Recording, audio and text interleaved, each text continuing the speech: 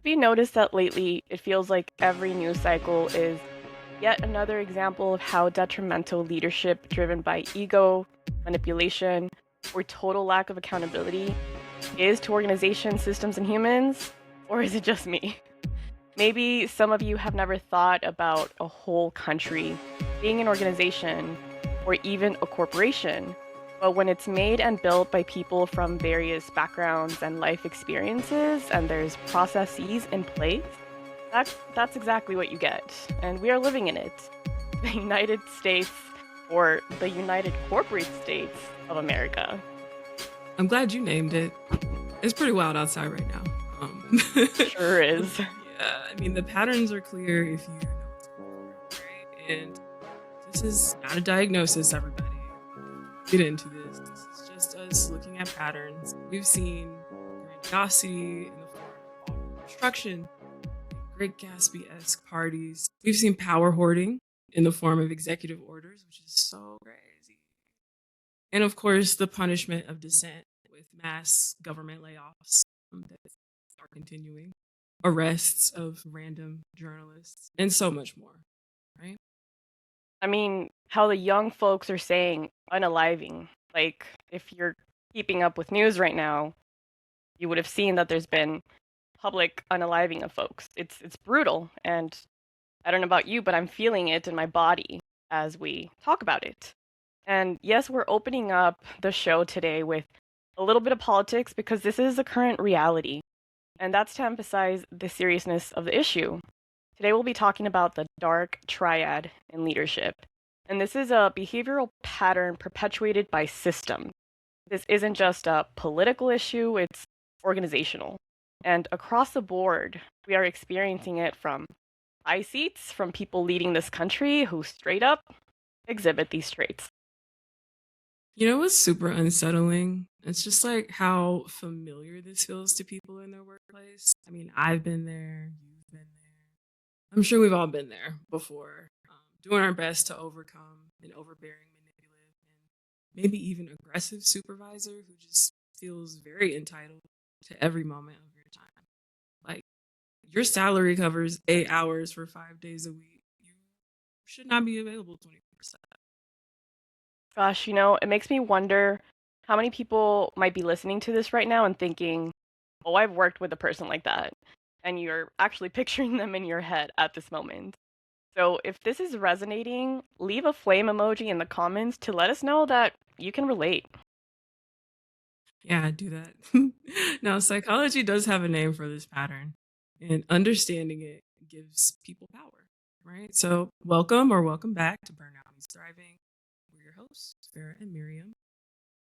We combine our expertise in organizational psychology and leadership to provide you with tools and resources to beat burnout and get to thriving. We're going to roll into our first segment, which is In the Trenches, and break down what this phenomenon really is. And for those of you who may not have studied psychology, a psychological phenomenon is an observable behavior. We can see it, we can study it, thought or mental event studied in psychology. And so the dark triad is a popular one that is studied in psychology, and you're going to find out why. The common psychological phrase to define three personality traits that research shows often cluster together in positions of power and leadership. And to reiterate, these are personality traits, not personality disorders or diagnoses. Traits are a distinguishing quality or characteristic belonging to a person or group. The dark triad, which consists of narcissism, Machiavellianism, and psychopathy, is not a recognized clinical diagnosis in the DSM-5. For my psych folks, we can get into much deeper levels. But today we're going to keep it a little more foundational, plain for the general audience.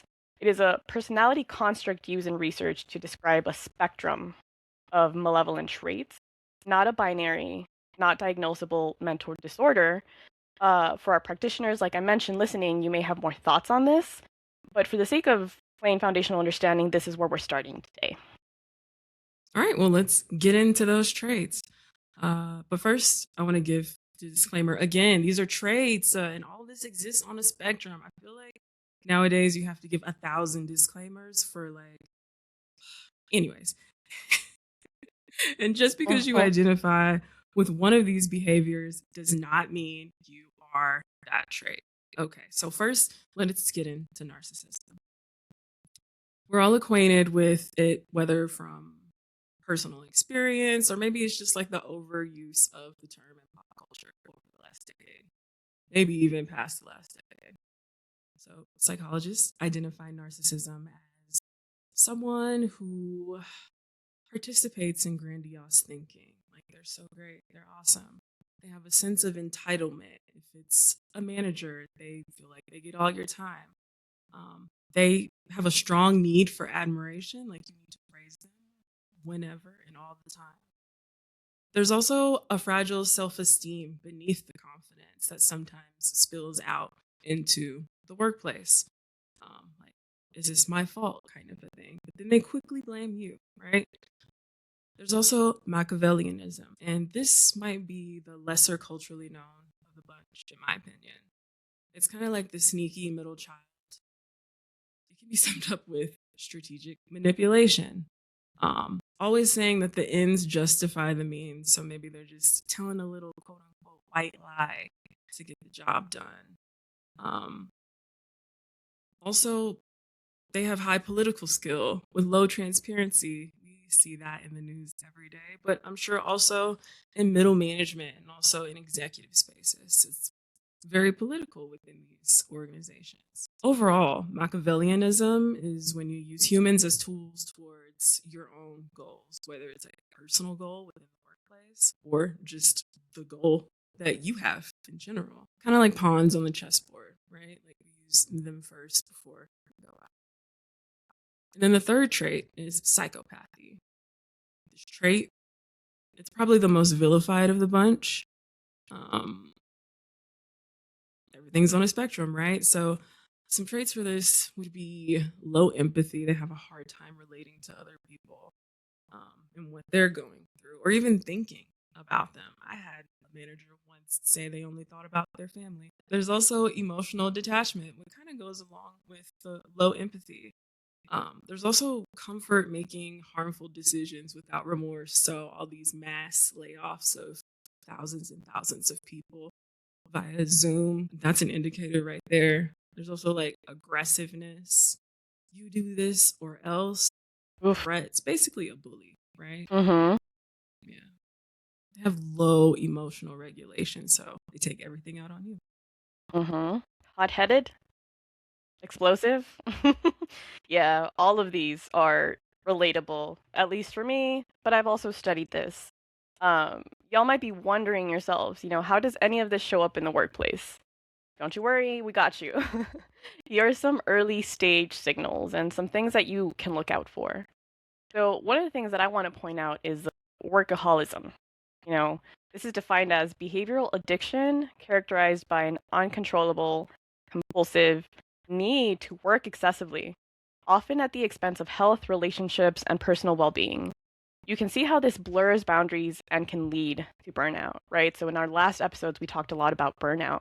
And now we're getting into the nitty gritty of like, how do we get to that point at work where folks are burnt out? So, this is part of it. Strangely charming during hiring or public facing presentation.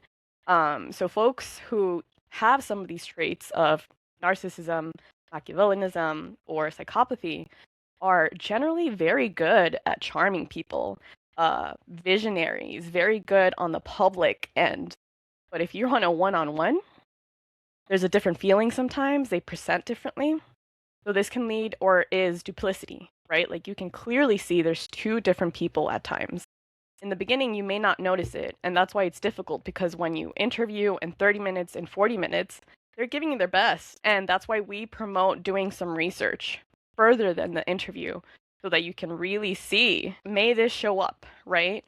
So, this charming charisma, they know how to make you feel good, so often are great visionaries, right? And as I say this, you might be thinking of some great leaders out there who are great at putting on a show, putting on like making you feel good, but are also doing really bad things in the background or over time end up doing really toxic things that impact the organization, the people.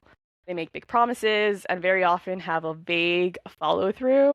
And I'm glaring spitefully at you, Elon Musk, and all the technocrats because a Scammer. lot of them say what? Say what? He's a scammer.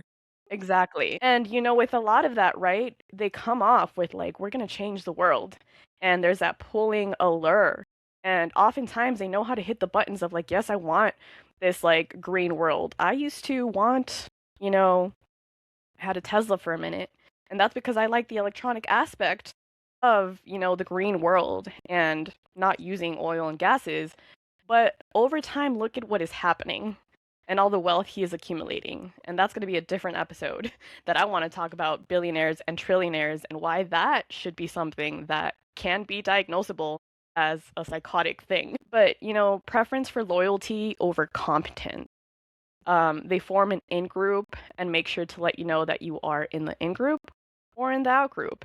And for this, I can think of like certain leader in our country right now who, from the very beginning, was looking for people who would be loyal, right? So it's not even competency. Can you do the job? And there were mass layoffs across the board. Who else was involved? Mr. Musk, right? And so it's really interesting to observe this as we were talking about the United Corporate States of America. It's just fascinating to witness these leadership traits that are actually very malevolent. Oh, yeah. I mean, Elon Musk is a primary offender for most of this. But some day to day behaviors, like taking all the credit when something is successful, we can go back to Elon Musk for this. Yet immediately putting the blame on someone else when the team fails. Like, oh, the Cybertruck failure isn't my fault. Um, there's also the scapegoating of it all. Or maybe they send you an email requesting a project to be finished at a specific time.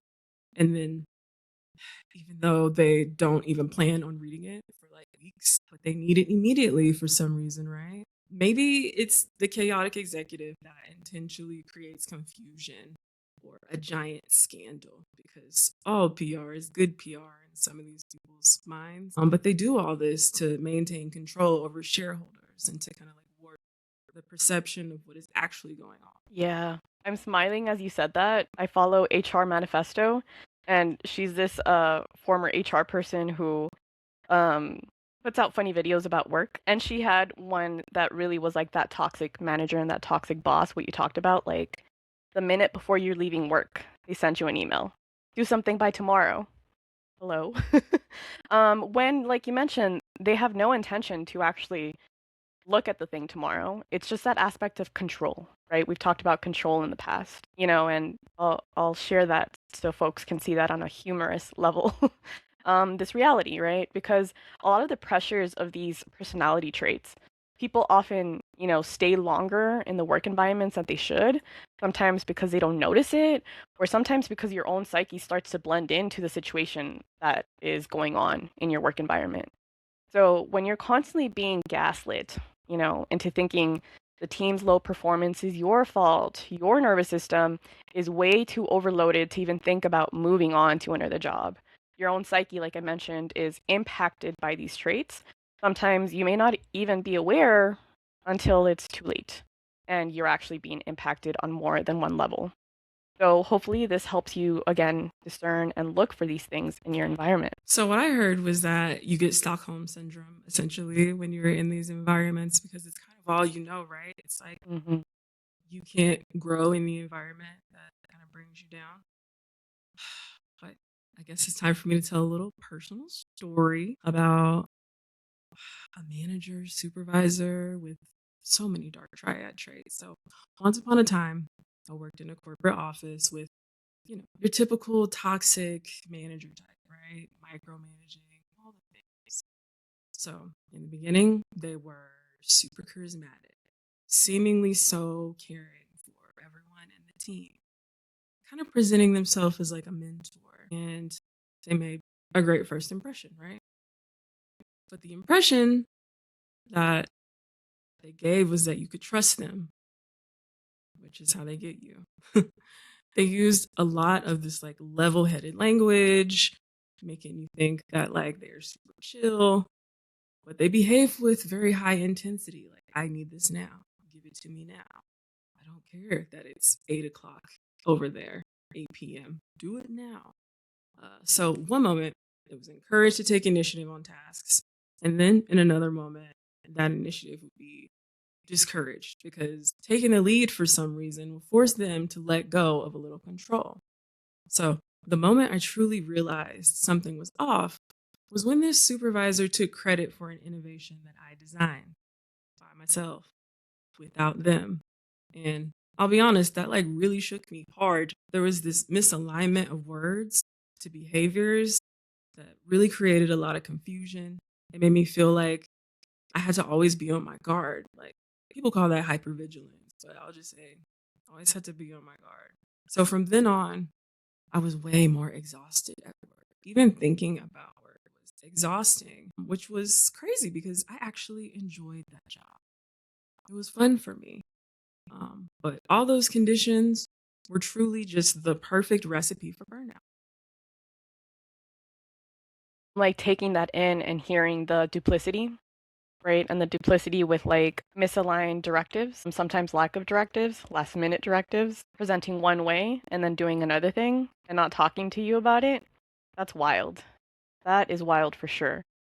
Wildly common, unfortunately. Yeah, I mean, you're gonna see in my story, you might relate, so story time for me, the bully traits for me are the ones that stood out the most. As I was like reflecting and thinking about what examples to share here, I can think of two such leaders. And really, I don't like to call them leaders. Just because you have a title doesn't mean you are a leader. I'll go into the story. One person or one such boss would come in and it felt like a tornado, right? Almost, demanding attention. So literally would cross the door and all of a sudden, what's that doing there? What's that doing there? Why is that there? Why is that there? And kind of like I had to follow her around, just kind of like taking notes and kind of like waiting to see what she was going to do. I remember I would get very nervous. I'm like, "Oh, she's coming to the office." So I'm like expressing the body feelings because I think before I wasn't aware, right? Like it was happening, but I wasn't aware how it was impacting me. And it reminds me of Meryl Streep in The Devil Wears Prada, right? Like there is this hierarchical thing where the leader is the boss. They present with these traits, and then us, the followers, what do they call this? Subordinates, the employees, etc., are then there to kind of land the brunt of what they're doing, right? This is also someone who often I felt bit my head off, bit other people's head off, and in many meetings would be very different to people that she liked and people that she didn't like. And so the in-group, out-group that we're talking about, right, where they kind of make it very apparent without directly telling you, hey, you're in my in-group, you're over there. They don't tell you that, but they obviously act differently, right? You can see preferences, preferential treatment, some perks over there. And then that's when you start seeing like inequality. Like, wait, what's happening? Even though I was in the same kind of level as other directors in that regard, I would see a clear difference in treatment. And then another one, very similar in demanding attention, self-interested to the max, isolated all team members. So I remember that they wouldn't let us talk to each other. And that's a weird control thing for me. Like when we think about the Machiavellianism, when we think about like you're pawns and I only use you to pursue my own strategies. And they don't let you know how they're doing that, right? And so that's what I find fascinating when I'm very team oriented and I would see kind of like the integrated system of a team, but then you have a boss and leader who's not letting you talk to your colleagues, who like says always bring things to me before you bring things to the other person. And so like that is, to me, like I sense that like something is off here. And it doesn't always make sense until you see these traits and you're like, oh, this is like actually common for certain bad traits that people exhibit. And so that's fascinating and has obvious implications to the organizational mission, outcomes, and goals. Like, it always kills me how these leaders end up in these positions, causing so much damage to their teams, to their departments, to their organizations. And they're somehow in that position still. And there's a revolving door around them. So that's another pattern that you can see, that there's revolving door of changing people under them. And people wonder like, well, that person wasn't a good fit. But then you actually see who's a common pattern here. and oftentimes it's the leader. And these are things that I actually noticed on both of them, that there would be a lot of turnover under their leadership, the verticals, or when you look at the hierarchy, you would be able to see ongoing changes under those leaders. And I would always wonder, like, why is nobody looking at their accountability? And why are they always setting blame to that person was just not a good fit? And oftentimes, like with the second one, I remember she would switch words. The manipulation aspect was there so hard of telling you one thing and then presenting and sharing other things in a public space. So, like, that duplicity was like, whoa, you know? And a lot of this, I hope, you know, validates maybe what you may be observing or feeling at work already. And, you know, oftentimes these situations, we are made to feel that, like, it's you. This is my weakness. I can't keep up with that environment. This is a cutthroat environment. This is, what do they say? Like, we, you know, just the environment where, like, you want urgency and there's competitiveness and there's all of that, right? Like, they even ask you that and they put that in the interviews and the job description. But I'm going to tell you that this is not a weakness and it's not you not meeting those expectations. This is actually exposure to harmful leadership dynamics. And that is something that I really, really hope that you take away, that if you're not meeting that, maybe it's a good thing. All right, let's transition and let's get into the research, which I'm sure everybody is here for. Everybody comes for the research and nothing else. I highly doubt that. So let's talk about where the Dark Triad appears in leadership. There's lots of different kinds of leadership roles, right? Lots of different behaviors exhibited by different kinds of leaders. So in leadership, in this leadership education personality journal, it's an interdisciplinary journal, a group of German and Hungarian researchers looked into the connections between leadership levels and dark triad traits. They did this with self-assessments and subordinate assessments. So their employees also did an assessment on whether or not they see those traits in their supervisors. So across 3 different studies they conducted, they found leadership level, narcissism, and Machiavellianism to be positively associated with one another. So it was like you couldn't have one without the other. This means that the higher in leadership you were, the higher you tested for narcissism and Machiavellianism traits, which was kind of interesting, right? So it's basically like the more you use humans as tools, the better you are in leadership. That's what I read. The assessment of founders and heads of organizations told us like exactly what we suspected we would see. There's a positive relationship between leadership level, narcissism, and psychopathy. So the higher you were in leadership, the more you exhibited narcissism and psychopathy. But overall, from this study from Europe, we were wild over here. These traits can look like confidence, boldness, and decisiveness early on when you start communicating with them or having to work with these people.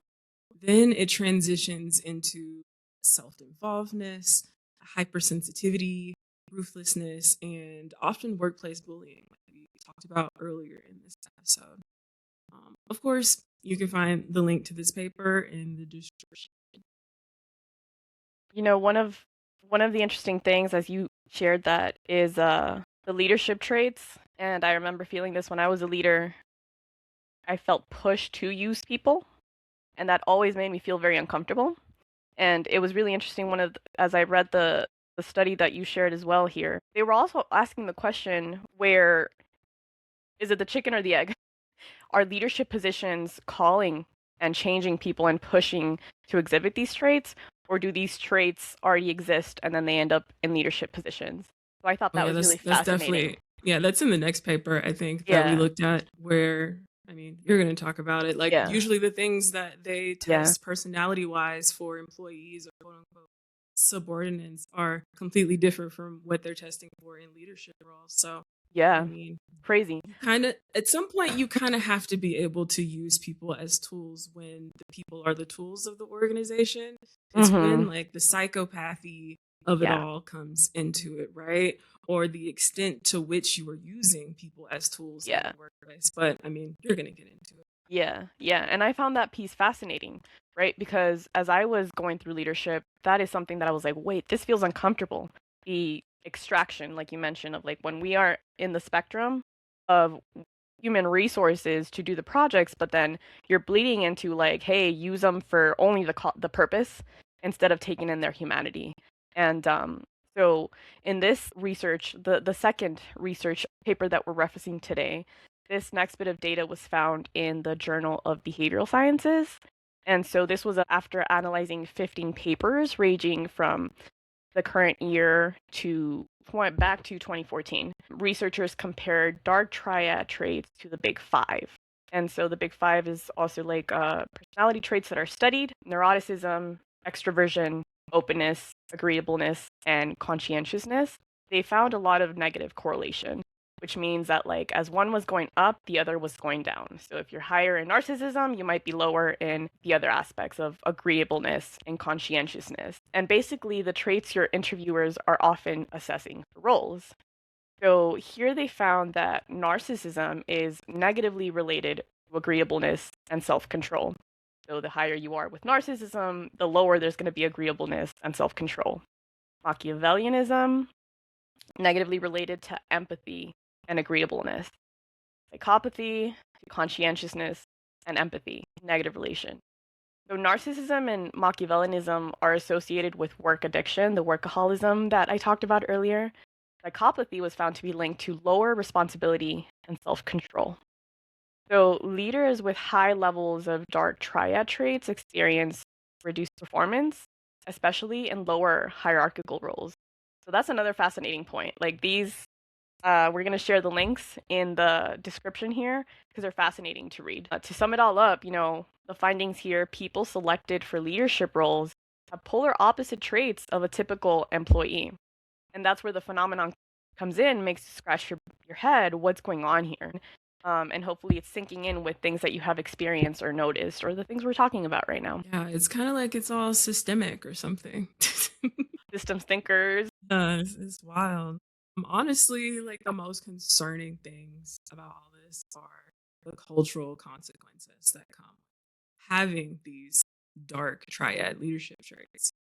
It creates a fear-based environment which doesn't allow for psychological safety. Silence is often used as self-protection. You're not speaking up when, I don't know, the carbon fiber hull of a submarine is cracking a lot, a lot, and could kill people if they went too far down. I don't know. That's funny. Also, burnout just becomes normalized. Like hustle, hustle, hustle. You got to do what I need you to do at all times. You need to be available at all times. You need to sacrifice your actual life for this work at all times. And none of those things lead to progress or even innovation of any kind of products, which is probably why Apple doesn't know how to make phones that look different anymore. And just like the stylization of Apple phones, this leads to regression and stagnation, which is not what we need as humans, as people, as a society. Mm-hmm. You brought up the submarine, and you know how you mentioned staying silent, and part of that is like the people who spoke up were fired immediately. And so that is something that, when we mention in an Oh, we're talking about interview, Ocean Gate, everybody. I didn't even say that. look it up. There is Look a up Ocean Gate. documentary. There's 2 documentaries. Mm-hmm. And it's a clear example of how like even speaking up gets you fired. That's a problem. And so like your interview and your interview process, you may get 30 minutes, an hour, a series or whatever. Do your research, y'all. Like see if there's anything connected to the organization in that way. Are people getting fired? Are they on the news somehow? And that's really problematic. We have seen it in our administration. A lot of people are resigning. A lot of people were fired for speaking up, for saying, hey, I don't agree with this. Okay, you're fired. That's called retaliation. That's called retaliation, and you can sue for that. Yes. But, don't take legal advice from us because we are not attorneys. We just are telling you to look out for yourself. And so dark triad leadership doesn't just harm individuals. It reshapes systems that only benefit the few. We are living in it, Leaders shape the behavioral norms of others through their own actions. It's very much a monkey see, monkey do situation. Ultimately, what leaders tolerate becomes the dominant culture, whether it's in the workplace or not. And we're experiencing this, like I said, on a mass scale with the current happenings of our political state. This like trickle down of leadership is impacting the safety net systems, people's day-to-day living. If you look at the personality of people in charge right now, I wager, how much of what we share today makes you think of certain people in our White House who impact all of us and are on the spectrum probably of any of these three traits, if not all three of them. The trickle down for me, the pattern that I see is insane. It is mind blowing. Yeah. Top down all day. Top down all day. Mm-mm. But don't you all fret. There is some good news that there's a lot we can do to reduce harm. Remember, I said reduce, not eliminate. This, will help lead to less burnout across the org, right? If we address some of these personality traits in our leadership. So there's some structural safeguards you can put into the organization, like making sure there's a process for having clear accountability and not just you have to call somebody out kind of a thing. There needs to be like a system in place for it to be actually acknowledged. Ongoing ethics training for leaders. I'll say it again, ongoing ethics training for leaders. Because I feel like that's a big one that they like to hop, skip, and jump over as if it doesn't matter. Like they're in the position now, so who needs any more training? They've hit the top of the organization, right? But that's what people are thinking, at least from the evidence, because they're not doing ethics training for leaders. Also, decision transparency can do so much to reduce harm from these dark triad traits. And of course, once again, this has to be in the system of the organization. It has to be essentially needs to be in the values and also be the values of the organization, because often we read these value statements from these companies and they're directly contradictory to what the behaviors they're actually doing. You can also do cultural safeguards. Like we always talk about psychological safety. Make sure that you're creating an environment where people can talk without fear of retaliation. Also, provide incentives, reward collaboration over dominance. Gamify it if you need to. Organizations love to do that. Yeah, that's trending right now, huh? You said talk to each other. That's a big one because the isolation part, like I mentioned, the boss that was not really allowing us to talk to each other, and we were remote, which makes it harder, right? And she would actually be very like, "Have you talked to that person? What did you guys talk about?" And it's like it just makes you question like you're super involved in certain things that like are kind of invasive. It's wild. And we want to keep it real. You don't eliminate these dark traits. You observe them and they're information for you. You can mitigate them, so there are things that you can do to lessen the impact of them and to lessen and reduce the harm. Some of the preparedness and education together when you are listening to this and hopefully start observing it, we can limit their impact on your own nervous system. So hopefully that's another takeaway. Now we're going to wrap up this episode. I want to leave you all with something to think about. These are some of the questions to help you reflect. Actually, a quick note before those questions, Farah, that you mentioned. I've been to a lot of leadership trainings, and you mentioned that we lack further training for leaders. Once you hit that title, I don't need any more training. I already made it, right? I majored in organizational leadership, have gone through a lot of leadership training from the roles that I had. One of the things that has stood out for me, especially as we've talked in our podcast, as I was reading these in particular today, they miss self-reflection. All of the trainings miss self-reflection. And I find that fascinating because you're talking about accountability. How can people be accountability if there's no mirror of seeing yourself like, I may do these things that are not good? None It's of on the purpose. trainings. Yeah, and that's amazing in a bad way, right? Like, to sit in trainings, I've been in like week-long trainings. There was a nonprofit that I worked for that like got management consultants to design a program for managers and leaders in their nonprofit, which is really cool. But then to not have the reflection, I think as far as they went for reflection was like Myers-Briggs, but it was like a very superficial, like superficial, let's just touch on it. People are different. Okay, move on. Like they don't really go into the implications of what it means to have different personality traits. And that lack of reflection, I think, is really concerning because, like you mentioned, how can we have accountability when we're not self-reflecting into how we're impacting our people? So that on a larger scale is something that I just wanted to point out. And now I'm going to give you the reflection questions for you, right? So here we go. Where have I mistaken confidence for competence, either in myself or observed? What behaviors are rewarded where I work? So that's something that you can see either through promotions, through salary increases, and that tells you like what is being rewarded. Okay, the next one. What would safety, clarity, and accountability actually look like? And this is where we have the things that are not lining up. Farah mentioned like it needs to be in the system, in the culture of the organization.